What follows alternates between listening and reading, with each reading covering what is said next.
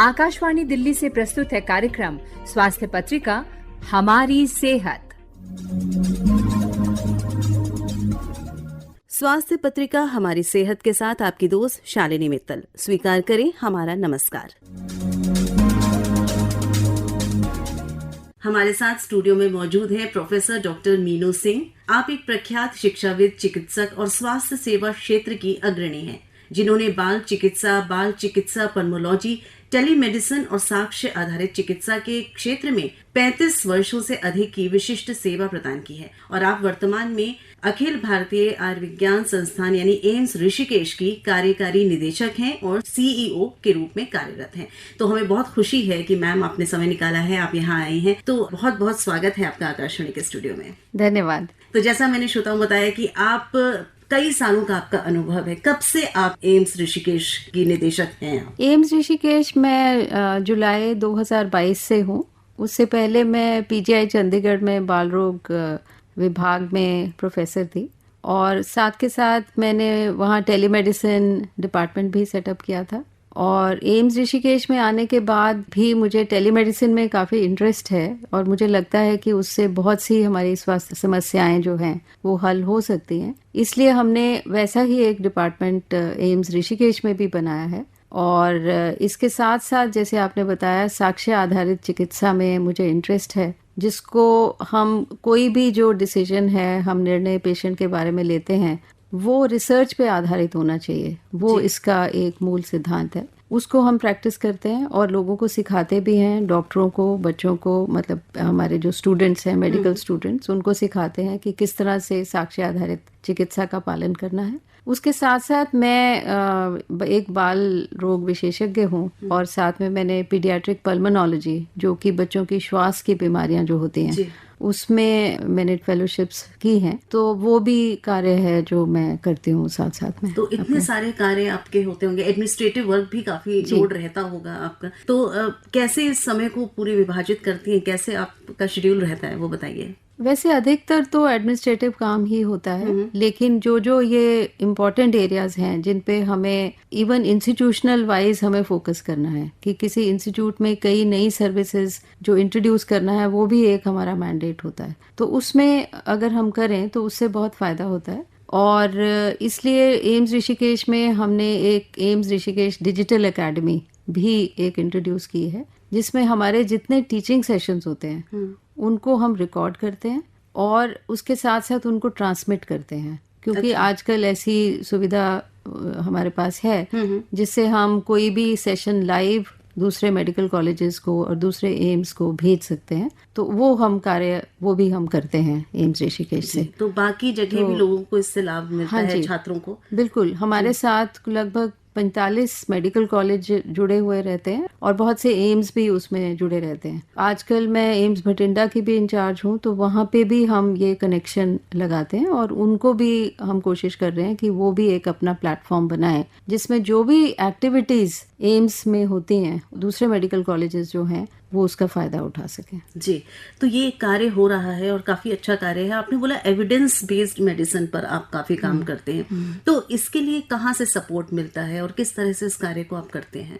इसका हमने एक सेंटर फॉर एविडेंस सिंथेसिस बनाया एम्स ऋषिकेश में, जिसमें हमारे जो फैकल्टी है उनको हम इन्वॉल्व करते हैं। जो कैपेसिटी बिल्डिंग है, जैसे बच्चों को या स्टूडेंट्स को और डॉक्टर्स को इसकी जो विधाओं के बारे में सिखाना, वो हम सब करते हैं। इसके अलावा मैं एक कॉकरेन इंडिया नेटवर्क है, उसकी मैं अध्यक्ष हूँ। और ये जो है एक इंटरनेशनल एजेंसी है जिसके सब देशों में नेटवर्क्स हैं, 145 कंट्रीज में है। और इसका भी यही एक मैंडेट है कि जो भी हम डिसीजंस करें हेल्थ केयर के बारे में, वो एविडेंस बेस्ड होने चाहिए। साक्ष्य आधारित हमने एक टर्म निकाली है जो एविडेंस बेस्ड का ही मीनिंग है। और आजकल सिर्फ एविडेंस पे ही बेस्ड डिसीजंस नहीं होते हैं, वैल्यू बेस्ड भी होते हैं, जिसमें मतलब पेशेंट की प्रेफरेंसेस जो हैं उनको भी देखा जाता है कि उनको क्या लगता है कि किस चीज़ से उनको ज़्यादा फायदा होगा। या कई बार पेशेंट की ऐसी स्थिति नहीं होती है, इकोनॉमिक कंडीशन ऐसी नहीं होती है कि वो महंगी दवाइयाँ अफोर्ड कर सकता है। तो डॉक्टर को ये सारे डिसीजंस जो हैं वो पेशेंट की बैकग्राउंड का ख्याल रखते हुए वो सब डिसीजंस लेने होते हैं। जी। और उससे फिर हम सोचते हैं कि उससे हेल्थ केयर जो है उसकी एडवांसमेंट एक एथिकल वे में और इक्विटेबल वे में होती है। जी बिल्कुल। और एम्स का जब नाम आता है, अखिल भारतीय आयुर्विज्ञान संस्थान, तो एक उसके साथ एक फेथ जुड़ा होता है, लोगों की एक आकांक्षा जुड़ी होती है कि इस जगह हम जाएंगे तो हमें बिल्कुल सही इलाज मिलेगा और सही ओपिनियन मिलेगी। तो जैसे ये स्थापित हुए हैं कई सारे एम्स दिल्ली के बाद, तो कैसा लगता है आपको? क्या कार्य करने में परेशानी आती है या लोगों की किस तरह से आपको फीडबैक मिलता है? एम्स जो स्थापित हुए हैं एम्स दिल्ली के बाद, उनमें एम्स ऋषिकेश काफी ऊंचे स्थान पे है। हम इस वक्त NIRF रैंकिंग में एम्स की कैटेगरी में हम एम्स दिल्ली के बाद पहली जगह पे हैं। Okay. और टोटल हमारा 14th हमारा रैंक था। तो इसमें एक्चुअली प्रधानमंत्री स्वास्थ्य सुरक्षा योजना के तहत ये सब बने हैं। तो इनको, ये जो इंस्टीट्यूट्स हैं, ये एक बहुत अच्छी प्लान के अंडर बनाए गए हैं, जिसमें पहले से ध्यान रखा गया है कि कितने उसमें बेड्स होंगे, कितने फैकल्टी होंगे, उसमें क्या क्या सामान होगा। तो उनकी प्लानिंग बहुत अच्छी है और जो पेशेंट्स हैं उनको एम्स पे विश्वास है और हमें अपनी सर्विसेज को सही रखने के लिए उनको देने के लिए हमें भी बहुत कार्य करना पड़ता है कि हमारी क्वालिटी ऑफ सर्विस जो है वो अच्छी मेंटेन रहे। जो भी एम्स हैं उनका जो मेन काम है वो पेशेंट केयर है, प्लस उसके साथ एजुकेशन है और रिसर्च है। इसके साथ साथ हम रिसर्च में भी बहुत ध्यान देते हैं, क्योंकि एम्स सिर्फ एक हॉस्पिटल नहीं है, ये एक इंस्टीट्यूशन है जिसमें रिसर्च और पेशेंट केयर और एजुकेशन मतलब मेडिकल एजुकेशन, जिसमें मतलब हमारे MBBS स्टूडेंट्स हैं, MD स्टूडेंट्स हैं, DM हैं, MCH हैं जो सुपर स्पेशलिटी करते हैं, जैसे कार्डियोलॉजी, न्यूरोसर्जरी, न्यूरोलॉजी, उस तरह के भी स्टूडेंट्स हमारे पास आके पढ़ते हैं। स्टूडेंट्स आज की डेट में कर रहे हैं मैम? हमारे पास 600 के करीब तो अंडर ग्रेजुएट्स हैं, उसके साथ साथ हमारे पास 300 के करीब पोस्ट ग्रेजुएट्स हैं और 300 के करीब सुपर स्पेशलिस्ट हैं। और इसके साथ साथ हम नर्सिंग का भी हमारे पास इंस्टीट्यूशन है, एक centre of excellence for nursing education, जिसमें नर्सिंग के भी 100 स्टूडेंट हर साल आते हैं। तो 300 स्टूडेंट हमारे पास नर्सिस के हैं, प्लस 100 उनमें इंटर्न्स होते हैं, फिर तो 400 वो हो गए। और इसके अलावा एलाइड हेल्थ साइंसेज, बहुत से पैरामेडिकल कोर्सेज होते हैं जो कि डॉक्टर और नर्सों के अलावा भी ज़रूरत होती है ऐसे प्रोफेशनल्स की जो जिनको मेडिकल के बारे में मालूम हो, जैसे रेडियोलॉजी है या यूरोलॉजी है या ऑपरेशन थिएटर है। उनकी ट्रेनिंग के लिए BSc कोर्सेज भी हम रन करते हैं, साथ में PhD कोर्सेज भी करते हैं। जी, मैं चाहूँगी जो पहले सवाल सबसे पहले मैं शुरू करना चाह रही थी, क्योंकि हमने एम्स से शुरुआत की तो वहीं से सारी बातें, पहले मैं आपके बारे में भी जानना चाहूँगी थोड़ा सा। कहाँ से शुरुआत हुई, कैसे आप आई इस फील्ड में और कहाँ आपकी पढ़ाई लिखाई हुई, तो थोड़ा जर्नी भी बताइए मैम। मैं एक्चुअली हिमाचल प्रदेश को बिलोंग करती हूँ, धर्मशाला से हूँ और मैंने अपना MBBS शिमला से किया था।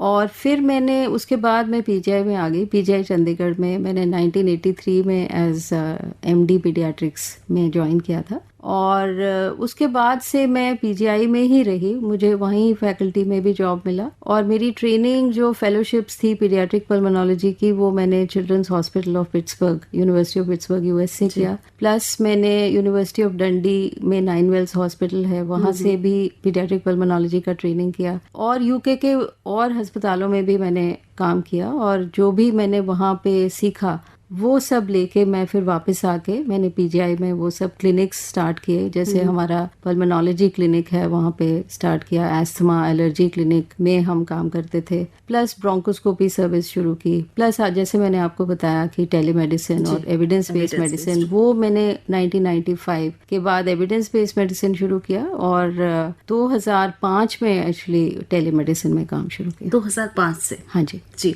तो आप 2022 में आई एम्स ऋषिकेश के डायरेक्टर बनके। उसके बाद क्या क्या आपने वहाँ पे सुविधाएं और दी? हाँ, उसमें हमने कई इनोवेटिव चीजें भी की हैं। जैसे मैंने आपको बताया कि टेलीमेडिसिन है, उसके साथ साथ हमने वहाँ ट्रांसप्लांटेशन शुरू किया, रोबोटिक सर्जरी को वहाँ पे बढ़ावा दिया, जो कि अब रोबोटिक सर्जरी वहाँ होती है।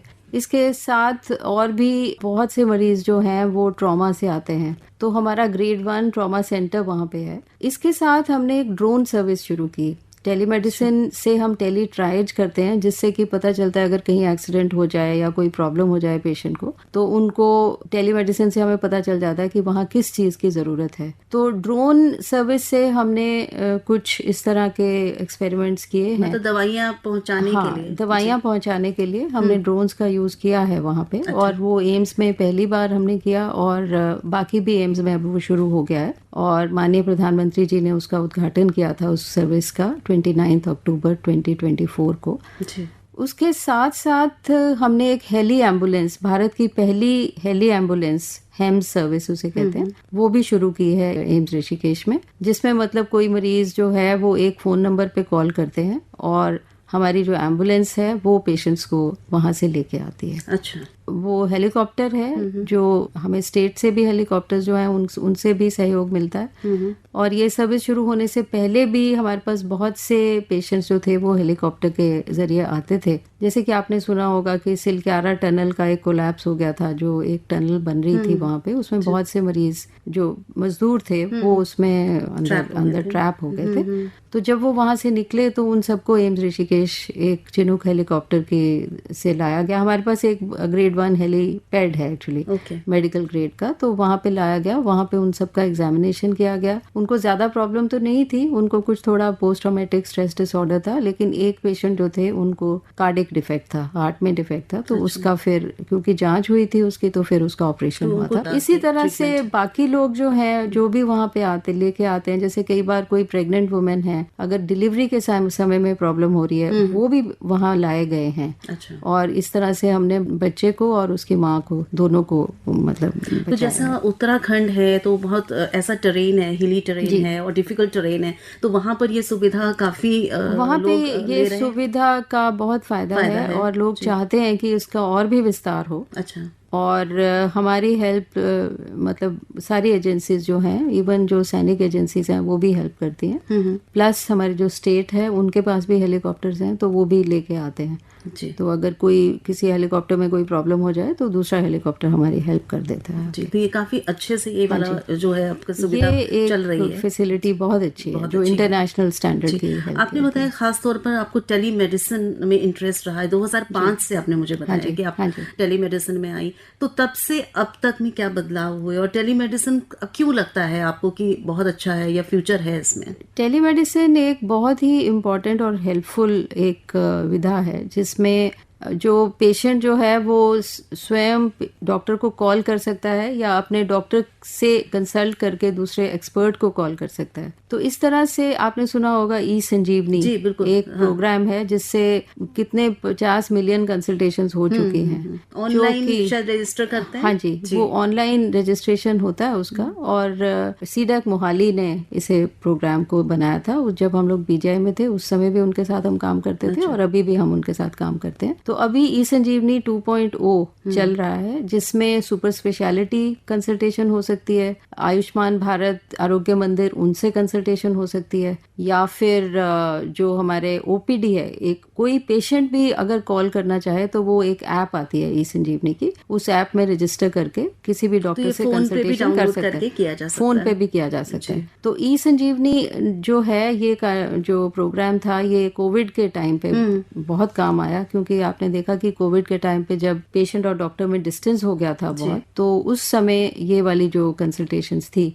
उन्होंने बहुत हेल्प किया और बहुत से मरीजों को जान से बचाया। वही आपने जैसे बताया 2005 से, लेकिन हम लोग जो आम जनता यही जानती है कि कोविड के टाइम टेलीमेडिसिन जैसी चीज थी और उससे बहुत लोगों को लाभ भी मिला था और बहुत सारी ऐसी एडवाइस मिली थी जहाँ पर वो नहीं जा पा रहे थे या जो इमरजेंसी नहीं थी, पर कहीं कुछ लिमिटेशंस भी हैं कैसे? हाँ, उस समय एक तो लिमिटेशन ये थी कि कोई उसकी लीगल गाइडलाइन नहीं थी कि टेली कंसल्टेशन लीगल है या नहीं है। लेकिन फिर हमारी सरकार ने और मिनिस्ट्री ने मिलके और नीति आयोग ने मिलके एक गाइडलाइंस बनाई, जिससे कि टेली कंसल्टेशन को एक किस तरह से करना है उसकी गाइडलाइन बना के उनको लीगैलिटी भी दी गई। उससे फिर डॉक्टरों में कॉन्फिडेंस आ गया कि हम टेली कंसल्टेशन को अपने रोजाना कंसल्टेशन की तरह यूज कर सकते हैं जी। तो वो एक उसका कोविड के समय में ये हुआ, लेकिन उससे पहले भी टेक्नोलॉजी काफी डेवलप हो गई थी, तभी हम इसे कोविड के समय में यूज कर सके।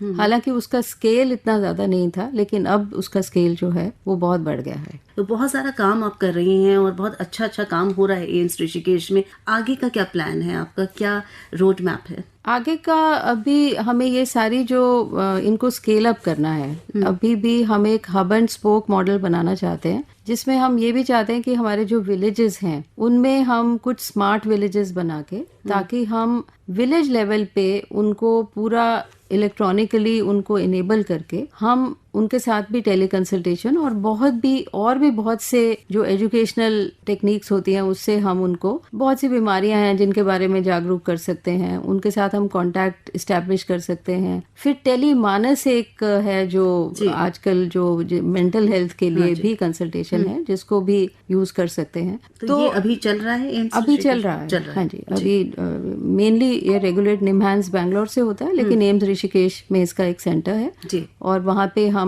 जिनको मेंटली जो डिस्टर्ब लोग जो होते हैं पेशेंट्स, उनको उससे कंसल्टेशन दी जाती है। उसके साथ साथ हम चाहते हैं कि हम अपने जो स्टूडेंट्स हैं उनको भी अच्छी से अच्छी एजुकेशन दें और नई एजुकेशनल चीजें जो हैं हम उसमें इंट्रोड्यूस करें, ताकि उनका इंटरेस्ट जो है वो अपनी मेडिकल साइंस में बहुत एक्टिवली मतलब वो इंटरेस्ट लें। और एक अच्छे डॉक्टर बनने के लिए हम चाहते हैं कि मेडिकल ह्यूमैनिटीज की भी हम उनको एजुकेशन दें। मेडिकल ह्यूमैनिटीज में जैसे साइकोलॉजी, फिलॉसफी, अपने कल्चर के बारे में जानना, पेशेंट से कैसे बात करनी है, उनकी साइकोलॉजी को कैसे, कम्युनिकेशन स्किल हमारे सिस्टम में अभी तक बहुत अच्छे से पढ़ाई नहीं जाती है। बिल्कुल। तो हम चाहते हैं कि उस तरह का भी हम एक सेंटर एस्टेब्लिश करें, जिसे हम सेंटर फॉर मेडिकल ह्यूमैनिटीज कहेंगे। और इसके साथ साथ जैसे ऋषिकेश में आयुष का प्रचलन बहुत है, वहाँ पे आयुर्वेद, योग, इसका तो सेंटर माना जाता है ऋषिकेश को। तो हमने एक आयुष सेंटर भी शुरू किया है, जिसमें हम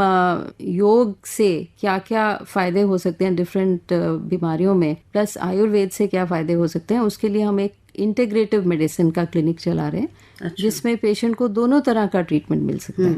उनको मतलब एलोपैथिक भी मिलता है, कॉम्प्रिहेंसिव ट्रीटमेंट वो शुरू हो गया है, लेकिन उसे भी स्केल अप करने की जरूरत है।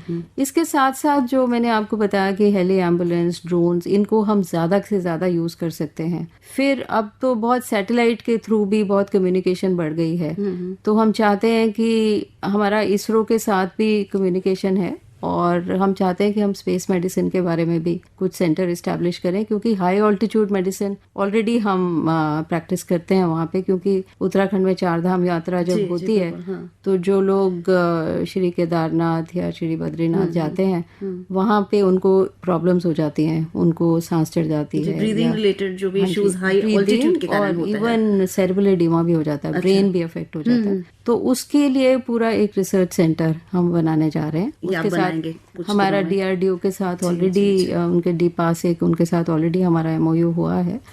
तो हम ये नई उसमें जो टेक्निक्स हैं वो हम उसे इंट्रोड्यूस करेंगे, ताकि लोग ज्यादा से ज्यादा सेफ रहें और सेफ्टी के पॉइंट ऑफ व्यू से वो यात्रा भी कर सकें। बहुत सारी अपनी बातें बताई और बहुत अच्छी बातें जानने को मिली हमें एम्स ऋषिकेश के बारे में, और इतना कम समय में आप उसको इतनी आगे तक लेकर आई हैं, इतनी फैसिलिटीज वो प्रोवाइड कर रहा है उस पूरे एरिया में जहाँ पर आप सर्व कर रहे हैं, और बहुत सारी नई चीजें भी आप इंट्रोड्यूस कर रहे हैं। तो हमारी शुभकामनाएं हैं आपकी सभी जो प्रोजेक्ट्स हैं वो जल्दी पूरे हों, क्योंकि हमारे जितने श्रोता हैं, जितने पेशेंट्स हैं जो उस एरिया में रहते हैं, उनको इसकी आवश्यकता है और आप वो कार्य कर रही हैं। इसके लिए आपको बहुत बहुत धन्यवाद। और यहाँ आप स्टूडियो में आई हैं और इसकी जानकारी तमाम श्रोताओं तक आपने पहुंचाई है, इसके लिए बहुत बहुत धन्यवाद। आपका भी बहुत बहुत धन्यवाद। हमारे साथ रही प्रोफेसर डॉक्टर मीनू सिंह, आप कार्यकारी निदेशक हैं, CEO हैं एम्स ऋषिकेश में। बहुत बहुत धन्यवाद मैडम स्टूडियो में आने के लिए। Thank you. आप सुन रहे हैं कार्यक्रम स्वास्थ्य पत्रिका हमारी सेहत। बरसात का मौसम बीमारियों को आमंत्रित करने का मौसम होता है, क्योंकि इस मौसम में बारिश से कई स्थानों पर जल जमाव, कीचड़ और गंदगी से पैदा होने वाले मच्छर और बैक्टीरिया बीमारियां फैलाते हैं। इसके अलावा मौसम में नमी के कारण बैक्टीरिया अधिक पनपते हैं, जो पानी और खाद्य पदार्थों को दूषित कर शरीर की बीमारियों का कारण बनते हैं। श्रोताओं, बारिश में मच्छरों द्वारा फैलने वाली प्रमुख बीमारियां हैं मलेरिया, डेंगू और चिकनगुनिया। इसी विषय पर अधिक जानकारी लेने के लिए हमने स्टूडियो में आमंत्रित किया डॉक्टर कपिल यादव को, जो प्रोफेसर हैं अखिल भारतीय आयुर्विज्ञान संस्थान में। तो आइए सुनते हैं ये भेंटवार्ता। विषय है मलेरिया, डेंगू और चिकनगुनिया, इसके लक्षण, बचाव और उपचार। डॉक्टर साहब, सबसे पहले तो हम ये जान लेते हैं कि मलेरिया, डेंगू और चिकनगुनिया जो है, इनके लक्षण क्या होते हैं। तो शुरुआत करते हैं मलेरिया से। तीनों बीमारियों का जो कॉमन चीज है कि तीनों मच्छरों से फैलने वाली हैं, और इनके लक्षण देखें तो मेन जो कॉमन होता है वो है बुखार। बुखार का नेचर थोड़ा थोड़ा भिन्न होता है तीनों बीमारियों में। जैसे मलेरिया का बुखार देखिए तो बहुत तीव्र बुखार होता है, हाई डिग्री ऑफ फीवर जो बोलते हैं। और जो क्लासिक फीवर डिस्क्राइब किया गया वो साइक्लिकल होता है कि हर तीसरे दिन आएगा या हर चौथे दिन आएगा। अच्छा, ये एक साइकिल है। साइकिल वो मलेरिया जैसे 4 टाइप का मलेरिया होता है। मलेरिया वाइवेक्स होता है जो सबसे कॉमन होता है। एक मलेरिया फैल्सीपैरम होता है जिसको दिमागी मलेरिया भी बोलते हैं, जो सबसे सिवियर फॉर्म का मलेरिया होता है जी। एक मलेरिया होता है और एक मलेरिया ओवेल होता है। ओवेल इंडिया में नहीं पाया जाता है। तो तीन प्रमुख, तो इन तीनों का साइकिल अलग अलग होता है। लेकिन एक बात जो ध्यान रखने योग्य है कि अब भारतवर्ष एक एंडेमिक रीजन है जहां तक मलेरिया का सवाल है। तो जो क्लासिकल पिक्चर होती है कि जो साइक्लिक बुखार की, एक ज्यादातर केसेस में नहीं पाई जाती। सो कोई भी हाई ग्रेड फीवर जो मानसून के सीजन में हो उसमें हमें मलेरिया का संदेह जरूर ज्यादा होना चाहिए। दूसरा सिम्टम जो बहुत ज्यादा ध्यान रखने योग्य है वो है बुखार के अलावा कि कपकपी, और जब बुखार छूटता है तो आपको बहुत पसीना आता है। तो एक कैरेक्टरिस्टिक फीचर हम मलेरिया का बोलते हैं। जहां तक रही दिमागी मलेरिया का सवाल, उसमें जो आपका बोलते हैं कि आदमी खाना खाना छूट जाता है, बहुत ज्यादा बेहोशी की हालत में रहता है, जो फैल्सीपैरम हम बोलते हैं, वो उसके लक्षण होते हैं।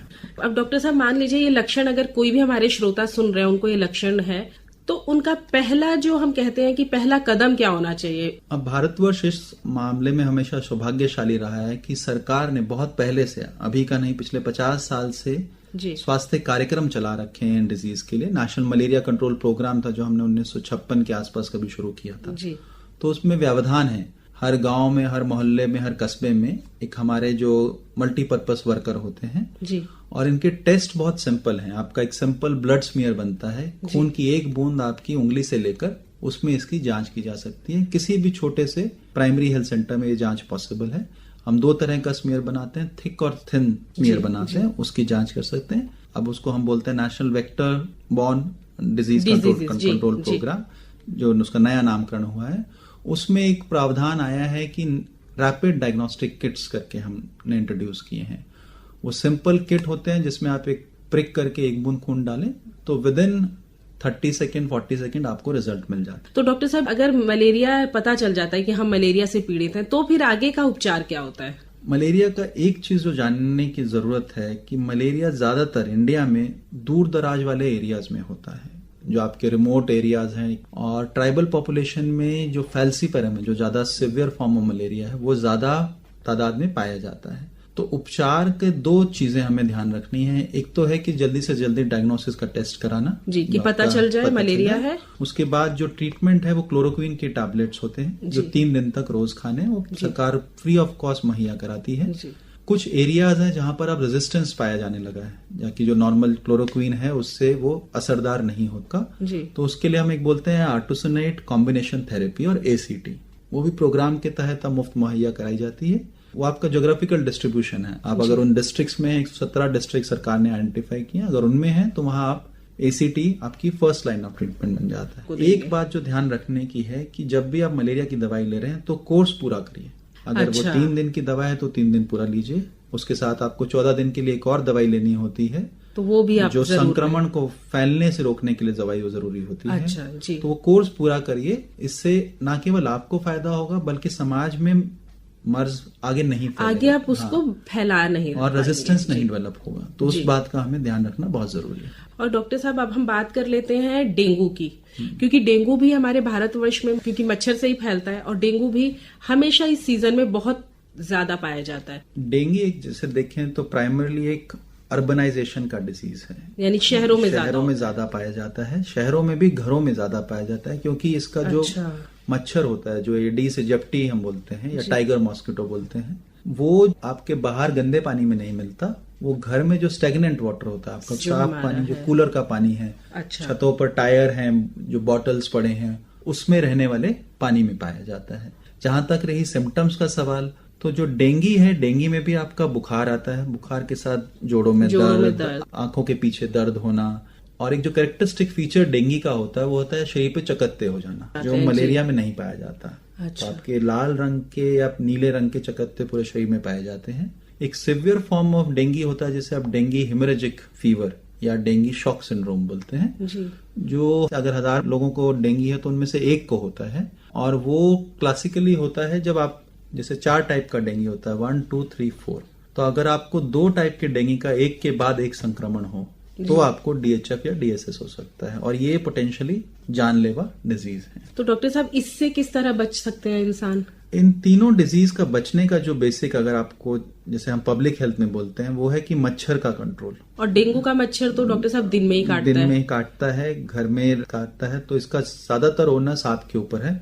आप अपने घर में पानी ना इकट्ठा होने दें। कहते हैं कि आधा चम्मच पानी भी सफिशिएंट है डेंगू के मच्छर को पनपने के लिए। तो अगर उतना भी आप प्रिवेंट करेंगे अपने घर में, जैसे अगर कूलर है, कूलर में पानी रेगुलरली बदलते रहिए, छतों पे इंश्योर करिए कि आपके कोई कबाड़ी का सामान ना हो जिसमें पानी इकट्ठा हो सके, टंकियां अपनी छत पे जो है उनको ढक कर रखें, तो इन चीजों से इसका कंट्रोल हो सकता है। और डॉक्टर साहब, डेंगू को हड्डी तोड़ बुखार भी कहा जाता है। इसका जो सिम्टम होता है, जो जोड़ों में दर्द होता है, भयंकर दर्द, उसी वजह से इसको हड्डी तोड़ बुखार भी कहा जाता है। और डॉक्टर साहब, डेंगू में ही कहा जाता है कि प्लेटलेट्स कम हो जाते हैं, तो उसका फिर क्या उपचार होता है? देखिए, प्लेटलेट जो है, जैसे नॉर्मल प्लेटलेट आपका 2.5 से 3 लाख नॉर्मल काउंट होता है। तो जब तक आपका 50,000 से ऊपर काउंट है तो कोई घबराने की बात नहीं है। अच्छा। लेकिन आपको मॉनिटर करने की जरूरत है। और डेंगू में एक इंटरेस्टिंग चीज जो ध्यान रखने योग्य है, जो आम श्रोताओं के लिए बहुत जरूरी है, कि जब तक आपको बुखार है डेंगू का, तब तक खतरे की इतनी बात नहीं। तो जो जरा खतरे वाला पीरियड, जो हम क्रिटिकल पीरियड बोलते हैं, वो होता है बुखार उतरने के बाद 3 से 4 दिन का पीरियड। एक आपका पानी जो आप पीते रहिए वो बहुत जरूरी है, ऑप्टिमल हाइड्रेशन मेंटेन करना, क्योंकि जो आपको खून का रिसाव होता है वो इसलिए होता है कि डेंगू बुखार से जो आपकी कैपिलरीज हैं ब्लड की, उनमें लीकेज शुरू हो जाता है और उनसे वसा रक्त बहना शुरू हो जाता है, तो उसका ध्यान रखने का। डॉक्टर साहब, अब आगे बढ़ते हुए हम बात कर लेते हैं चिकनगुनिया की। तो इसको फिर इन दोनों से श्रोता कैसे अलग करे? चिकनगुनिया, जहां तक हमारा मानना है, क्योंकि ये जानलेवा मर्ज नहीं है, इसका जो कैरेक्टरिस्टिक लक्षण है वही है कि आपको बुखार रहेगा। बुखार के अलावा इसमें जो जोड़ों में दर्द होता है, जो आर्थ्रोपैथी है, आर्थराइटिस है, वो बहुत ज्यादा सिवियर और थोड़े लंबे ड्यूरेशन का होता है। तो इसको हम बेंडिंग डिजीज भी बोलते हैं, कि आप बस इतना ज्यादा दर्द होता है कि आप मुड़े ही रहते हैं, आप अपना पूरा शरीर सीधा नहीं कर पाते। देखिए, पब्लिक हेल्थ पर्सपेक्टिव से देखें तो आपको डिस्कम्फर्ट तो होता है, लेकिन ना तो इसके कोई लॉन्ग टर्म सीक्वेल होते हैं, आपको डिसेबिलिटी नहीं होता है। सेल्फ लिमिटिंग डिजीज है जो अपने आप ठीक हो जाएगा अगर कोई उपचार नहीं भी करेंगे तो। उपचार इसका जो हम बोलते हैं कि रेस्ट करिए, और आपको पेन कम करने के लिए कुछ दवाइयां होती हैं वो दी जानी चाहिए। कुछ दवाइयां अवॉइड करनी होती हैं, जैसे एस्पिरिन, वो इसको कॉम्प्लिकेट कर सकते हैं। दर्द की कुछ दवाइयां इसमें कॉम्प्लिकेशन ला सकती हैं। अब मच्छर हमारे आसपास तो रहेंगे ही, तो उनसे बचाव के लिए आप क्या सलाह देंगे? एक बेसिक चीज तो ध्यान रखने का कि खाली अपना घर साफ रखने से आप बीमारियों से नहीं बच सकते। क्योंकि इसके 2 कारण हैं। एक तो कि ये सिर्फ ये नहीं कि आप बाहर जाएंगे, जो मच्छर का उड़ने का डायमीटर है वो अराउंड 2 किलोमीटर होता है। अच्छा। तो अगर आपके शहर में कोई भी स्लम है, वहां पर ही मच्छर पनप रहे हैं, तो आप भी इतना ही रिस्क पे हैं, चाहे आप कितना भी हाई राइज बिल्डिंग में रह रहे हैं, फ्लुएंट एरियाज में रह रहे हैं। तो इस बीमारियों का आप जो रोकथाम कर सकते हैं वो समाज इकट्ठा होकर कर सकता है, अकेले ये संभव नहीं। मच्छर बहुत ही बलशाली वेक्टर माना गया है। जी, बिल्कुल। देखने में छोटा है पर इसका काटने का जो उसका वो है वो बहुत ज्यादा भयंकर है। तो इसका हम लार्जर, तो इसीलिए ये मेरा मानना है ये मेडिकल प्रॉब्लम नहीं है, दिस इज मोर ऑफ आपका एनवायरमेंटल इशू। अगर आप लार्जर सैनिटेशन का ध्यान रख सके, वाटर स्टैग्नेशन ना होने दें, पूरे मच्छरों को ना पनपने दें पूरे सिटी में, वही एक तरीका है। आप पर्सनल प्रोफाइलैक्सिस से मलेरिया, डेंगू और इससे नहीं बच सकते। डॉक्टर साहब, आप हमारे स्टूडियो में आए, आपने हमें डेंगू, मलेरिया और चिकनगुनिया पर तमाम महत्वपूर्ण जानकारी दी, इसके लिए आपका बहुत बहुत शुक्रिया। धन्यवाद। डेंगू, मलेरिया, चिकनगुनिया, लक्षण, उपचार और बचाव। अभी आप इस विषय पर हमारे विशेषज्ञ doctor Kapil Yadav, professor AIIMS new Delhi से ली गई भेंटवार्ता सुन रहे थे। इसी के साथ हमारी सेहत का ये अंक समाप्त होता है। फिर मिलेंगे अगली बार, तब तक के लिए स्वीकार करें हमारा नमस्कार। अभी आप आकाशवाणी दिल्ली से सुन रहे थे कार्यक्रम स्वास्थ्य पत्रिका हमारी सेहत। कार्यक्रम की प्रस्तुतकर्ता थी शालिनी मित्तल।